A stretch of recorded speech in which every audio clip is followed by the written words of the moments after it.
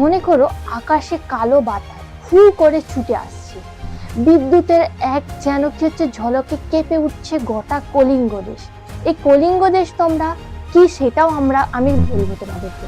এখন শুধু তোমরা কল্পনা করো যে কি হচ্ছে, ঝড় বজ্রপাত আর আকাশ ভাঙা বৃষ্টিতে ঘর বাড়ি যেন সব কিছু যেন ধ্বংস হয়ে যাচ্ছে। মানুষ প্রাণ ভয়ে কি করছে, প্রাণ ভয়ে যেন ছুটে চলেছে, তাদের শিশুকে নিয়ে একদম যেন প্রাণ বাঁচাতে ছুটে চলেছে।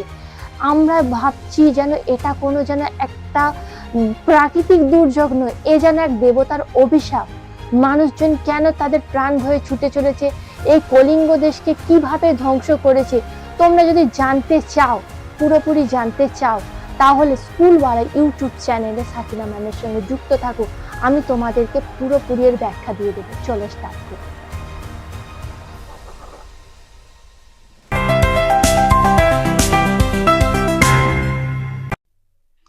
দেখো আমরা নবম শ্রেণী, আমাদের এটা নবম শ্রেণীর প্রথম অধ্যায়, তাই না আজকে আমরা আলোচনা করব।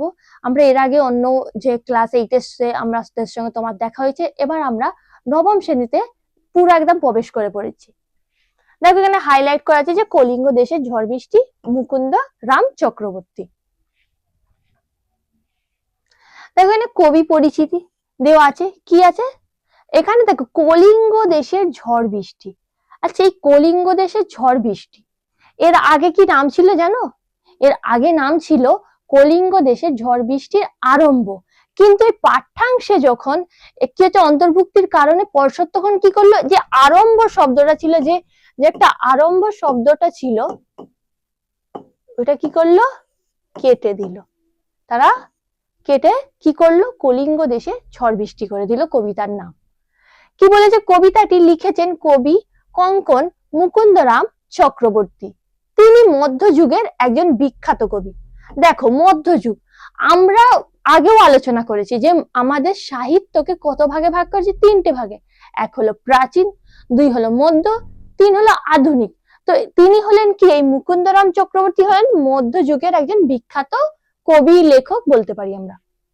এবং চণ্ডীমণ্ডপ কাব্যধারার জন্য বিখ্যাত। তিনি যে বিখ্যাত ছিলেন তার কারণ কি, এই চণ্ডীমণ্ডপ কাব্যগ্রন্থ। এই চণ্ডীমণ্ডপ কাব্যগ্রন্থকে আবার এর কতগুলি নাম আছে, কি কি দেখো আমি লিখেও দিই। চণ্ডিকা, চণ্ডিকা 2, অভয়া 3, অম্বিকা। দেখো কি কি আছে, এই চণ্ডী মণ্ডপ মানে এই যে চণ্ডী মঙ্গল কাব্যগ্রন্থকে আবার আরো এর নাম আছে কি কি, এক হচ্ছে চণ্ডিকা মঙ্গল, আর একটি হচ্ছে অভয়া মঙ্গল, আর একটি হচ্ছে অম্বিকা মঙ্গল। দেখো এই কবিতার মূল অংশটি তার চণ্ডী মঙ্গল কাব্যের অন্তর্গত এবং এতে কলিঙ্গ দেশে ঘটে যাওয়ার ভয়াবহ প্রাকৃতিক বিপর্যয়ের বর্ণনা করা হয়েছে। এই যে কলিঙ্গ, এই কলিঙ্গটা কোথায় জানো তোমরা? দেখো এখানে কি বলেছে, কলিঙ্গ দেশ। আমরা অন্যান্য আমাদের যে বিষয় আছে তার মধ্যেও জানতে পারি এই কলিঙ্গ। আমরা শুনেছি দেখবে অশোকের একটা যুদ্ধ, কলিঙ্গ যুদ্ধ। এই কলিঙ্গ হচ্ছে আমাদের উড়িষ্যা।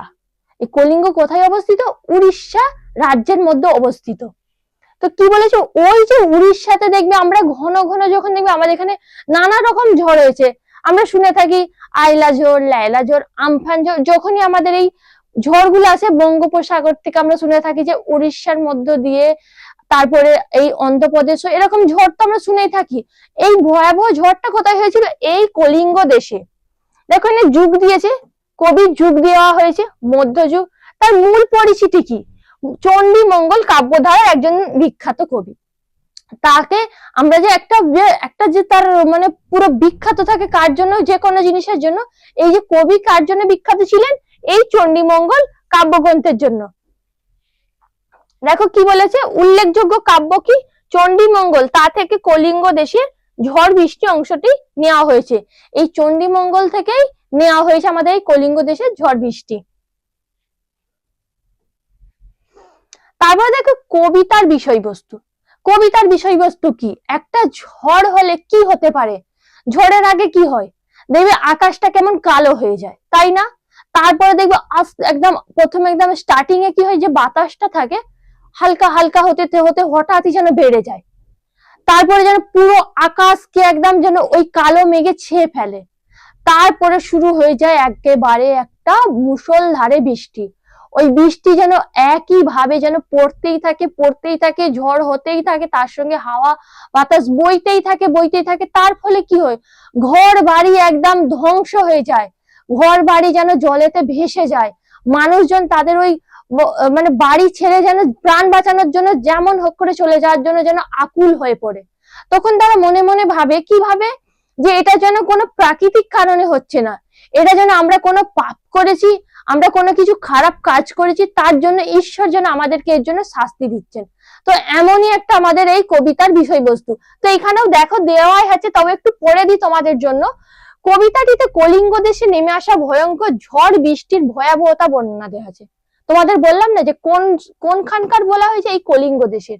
মেঘে ঢেকে যাওয়া আকাশ ও ঘন অন্ধকারের কারণে মানুষের নিজেদেরই দেখতে না পাওয়ার মতো পরিস্থিতির কথা উল্লেখ করা হয়েছে। মানে যখন দেখবে চারিদিক অন্ধকার হয়ে যায়, মনে হয় যেন আমরা নিজেদেরকেই দেখতে পাচ্ছি না, তাই না? তাই মনে হইতো যে নিজেদেরকে আমরা দেখতে পাচ্ছি না, তো এরকমই ঠিক হয়েছে, তাই এখানে তাই বলা হয়েছে।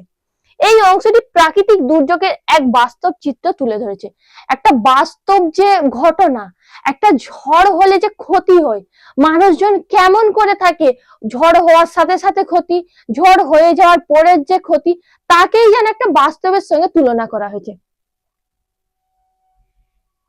দেখো এবার শুরু হয়ে গেল আমাদের, একেবারে আমরা কবিতার মধ্যে চলে এসেছি। কি কবিতার নাম? কলিঙ্গ দেশের ঝড় বৃষ্টি। কে লিখেছেন? কবি কঙ্কন মুকুন্দরাম চক্রবর্তী। কি বলেছে? মেঘ কইল অন্ধকার, মেঘে কইল অন্ধকার। কইল মানে কি? এই কইল মানে কি? এই কইল মানে হলো করিল বা করলো। তাহলে কি হলো? মেঘটা পুরো একদম অন্ধকার হয়ে গেল, দেখিতে না পায় কেহ অঙ্গ আপনার। এই আপনার মানে কি? আপনার মানে কি? নিজের। অঙ্গ মানে কি? আমাদের এই দেহ। দেখিতে না পাই, আমরা নিজেরাই নিজেদের অঙ্গ যেন দেখতে পাচ্ছি না। কারণ কি? মেঘ অন্ধকার করেছে। ঈশানে উড়িল মেঘ সঘনে চিকু। এই ঈশানে মানে জানো তোমরা? ঈশানে মানে হচ্ছে উত্তর পূর্ব কোণ। উড়িল মেঘ মানে মনে করে ওই উত্তর পূর্ব কোণ থেকে যে মেঘগুলো উড়ে আসছে। সঘনে মানে কি? ঘন ঘন। এই চিকুর মানে কি? বিদ্যুৎ, মানে যে বজ্রপাত গুলো হয় সেগুলো, বজ্রপাত, বাজ বলতে পারি। ওই যেন ঈশান কোণ থেকে, মানে ওই যে উত্তর পূর্ব কোণ থেকে যেন মেঘে মেঘে যেন বয়ে আসছে। উত্তর পবনে মেঘ ডাকে দূর দূর, মানে উত্তর মানে কি হচ্ছে উত্তর দিক থেকে, পবনে মানে কি? বাতাস, মানে বাতাসের মধ্যে উত্তর দিক থেকে যে মেঘগুলো আসে কেমন একটা শব্দ করছে, দূর দূর শব্দ করছে। নিমেষে কি জড়ো মেঘ গগন মন্ডল, মানে নিমেষে মানে কি? একটা মুহূর্ত, এক মুহূর্তের মধ্যে যেন পুরো গগন মানে আমরা জানি আকাশ, আকাশটাকে কি করলো? একটা মুহূর্তে কালো মেঘ যেন পুরো যেন ঢেকে ফেললো, আচ্ছাদন করে দিল, মানে পুরো একদম তার একটা আস্তরণ যেন তাকে পুরো যেন ছেয়ে ফেললো। চারি মেঘে বরিশে মুষলধারে জল। দেখো এখানে চারি মেঘ মানে কি? চারিদিক থেকে, কিন্তু পুরাণ অনুযায়ী চারটি মেঘের আবার নাম আছে। কি কি? এক হলো সম্বর্ত, দুই হলো আবর্ত, তিন হলো পুষ্কর, চার হলো দ্রোণ। তাহলে বুঝতেই পারছো, এই বরিশে মুষলধারে মানে কি? একভাবে যে একটা জলের যে ফোঁটা হয়, বড় বড় ফোঁটা, একভাবে কি হচ্ছে? একভাবে জলগুলো যেন পড়ে আসছে কোথায়? আমাদের পৃথিবী পৃষ্ঠে।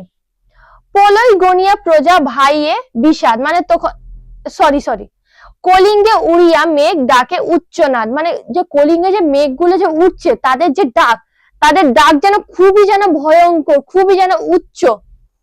পলয় গনিয়া প্রজা ভাইয়ে বিষাদ, মানে হচ্ছে পলয় মানে তার কি হচ্ছে? এই যখন এই প্রজা মানে কি হয়েছে? এখানে প্রজা বলতে মানুষজনকে বোঝানো হয়েছে। কলিঙ্গে যখন ঝড় উঠেছে, চারিদিক যখন যেন ভেসে যাচ্ছে, জলের মধ্যে যেন সবকিছু ভেঙে যাচ্ছে, জলের মধ্যে সবকিছু ভেসে যাচ্ছে, তখন মানুষজন কি করবে? ধরো তোমরা মনে করো যে কোনো একজন ব্যক্তির বাড়ি হচ্ছে পুকুরের ঠিক পাড়ের কাছে, যদি বৃষ্টি আসে, ঝড় আসে, মানে খুবই ভয়ঙ্কর বৃষ্টি, তখন কি হবে? মনে হবে যেন ওই যে পুকুরের যে জল, এই বৃষ্টির জল যেন তার বাড়িটাকে ধ্বংস করে দেবে। তার তখন সেই ব্যক্তিটা কি করবে? যেমন হোক করে তার ঘর বাড়ি নষ্ট হোক, তখন তখন সে চাইবে নিজের প্রাণকে রক্ষা করতে, সে চাইবে আমি নিজেকে শুধু বাঁচাতে ওই মুহূর্তে। তো ঠিক তেমনই যখন এই যে ভয়াবহ ঝড় শুরু হলো, তখন যে লোকজন ছিল, মানুষজন ছিল প্রাণ ভয়ে, তারা যেমন হোক করে যেন পালাতে শুরু করলো। হুড় হুড় দূর দূর বয়ে ঘন ঝড়, মানে একটা যে ঝড় বইছে, সেই ঝড়টা যেন একটা শব্দ করছে। কেমন শব্দ? হুড় হুড় দূর দূর, একটা যে ভয়ঙ্কর শব্দ, সেই শব্দগুলো করছে। বিপাকে ভবন ছাড়ি প্রজা দিল রড়। এই রড় মানে কি? দৌড়। মানে যখন তারা একটা বিপদে পড়লো, তখন এই প্রজা মানে মানুষজন কি করলো? মানুষজন একদম তাদের ঘর বাড়ি ছেড়ে একদম পালানোর জন্য যেন প্রস্তুত হয়ে গেল। ধুলে আচ্ছাদিত হইল হইল যে ছিল হরিত, মানে কি হচ্ছে? ধুলে মানে কি? ধুলোয়। একটা ঝড় হলে কি হবে? ধুলো উড়বে, উড়ে কি হবে? এই যে মানে আমাদের মানে গাছপালা যা থাকে, হরিত মানে কি? সবুজ। এই হরিত আমরা হিন্দি শব্দ হয় না হারা, হারা থেকে এই যে হরিত, তো ওই যে সবুজ যে গাছপালা গুলো ছিল, সেগুলো যেন পুরো যেন ধুলোর মধ্যে যেন একদম ঢেকে গেল। উল্টাইয়া পড়ে শস্য প্রজা চমকিত। কি হচ্ছে তাহলে? উল্টাইয়া পড়ে, মানে যখন এই ঝড়টা আরম্ভ হলো, সবকিছু যত শস্য ছিল সব যেন সব উল্টে পড়লো, যেন নষ্ট হয়ে গেল। এগুলো দেখে যেন যেসব মানুষজনেরা ছিল তারা যেন অবাক হয়ে গেল। চারি মেঘে জল দেয় অষ্ট গজরাজ। এই চারি মেঘ আমি আগেই বলেছি যে চারটি মেঘ চারিদিক থেকে আসছে, এসে কি করছে? অষ্ট মানে কি? আটটি। গজরাজ মানে হাতিদের রাজা, যেন আটটি হাতিদের রাজা, যেন এরকম একটা কল্পনা করা হয়েছে। সঘনে চিকুর পরে ব্যঙ্গ তড়কা বাজ। কি বলছে এখানে? সঘনে চারিদিকে চিকুর মানে আগেই বলছি বাজ, যে বিদ্যুৎ যে হচ্ছে, বিদ্যুৎ চমকাচ্ছে যেটা বলে না, তো কি হচ্ছে? ব্যঙ্গ তড়কা বাজ মানে হচ্ছে যে ব্যাঙেরা যে লাফিয়ে লাফিয়ে যায় না, এক জায়গা থেকে তড়াক তড়াক করে লাফিয়ে লাফিয়ে যায়, তো ওইভাবে যেন ঘন ঘন যেন ওই বাজগুলো ঠিক পড়ছে। করিকর সমান বরিশে জলধার। এই করি মানে কি? হাতি। আর এই কর মানে কি? সুর। মানে হাতির সুরতে যখন দেখবে হাতিরা কি করে, দেখোছো টিভিতে বলো অরিজিনাল বলো অনেকে দেখে থাকে, তো যখন সে সুর থেকে যে জলটাকে শোষণ করে তারপর যখন একভাবে ছাড়ে, তো অনেকটা মনে হয় না? তো ঠিক তেমনই মনে হচ্ছে যেন যে হাতির সমান বরিশে জলধার, মানে সেই জলটাকে যেন যেমন ভাবে ঠিক হাতি বর্ষণ করে, একই ভাবে যেন ওই যেন কলিঙ্গ দেশে যেন ওইভাবেই ঠিক বৃষ্টিগুলো পড়ছে। জলে মহি একাকার পথ হইল হারা। মহি মানে কি? পৃথিবী। যখন একটা দেখবে জল এতটা পরিমাণ বেড়ে যায়, ঝড়ের মধ্যে যখন জলটা অত্যাধিক বেড়ে যায়, তখন আমরা কি করি? আমাদের যে রাস্তাঘাট থাকে সেগুলার আমরা বুঝতে পারি না, যেন মনে হচ্ছে সবকিছু যেন হারিয়ে গেছে। ঘন ঘন শুনি চারি মেঘের গর্জন, মানে বারবার বরাং বরাং কি শুনছে? ওই যে চারি মেঘ, তার একটা শব্দ, তার একটা গর্জন, তার একটা আওয়াজ। কারো কথা শুনিতে না পাই কোন জন, মানে হচ্ছে কারো কথা, মানে কি হচ্ছে? আমরা যে মেঘের যে একটা গর্জন হচ্ছে, তো তার ফলে কি হচ্ছে? আমরা একে অপরের কোনো শব্দ, কোনো আওয়াজ, কোনো কথাবার্তা শুনতে পাচ্ছি না। পরিচ্ছিন্ন নাহি সন্ধ্যা দিবস রজনী। পরিচ্ছিন্ন মানে কি? বিভক্ত, ভেদ। সন্ধ্যা মানে নাহি, নাই সন্ধ্যা, দিবস দিন, রজনী রাত। মানে এই যে বৃষ্টিটা একভাবে হয়ে যাচ্ছে, যার ফলে কি হচ্ছে? কি সন্ধ্যা, কি রাত, কি দিন, কিছুই বোঝা যাচ্ছে না।